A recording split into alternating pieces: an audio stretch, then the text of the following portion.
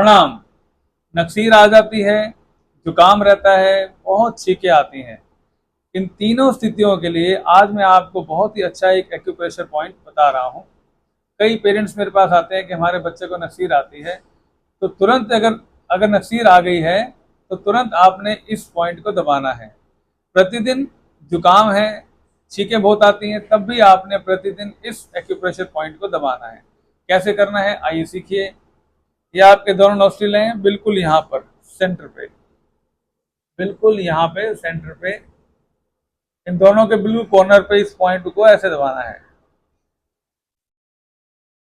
प्रतिदिन दबाने से जिनको बहुत लंबा जुकाम रहता है या बार बार नक्सीर आ जाती है तो वह आना बंद हो जाएगी। और उसको भी समझा दें जब भी नक्सीर आए तो आपने तुरंत इस पॉइंट को दबाना शुरू कर देना है। आप देखेंगे नक्सीर रुक गई है, जुकाम भी धीरे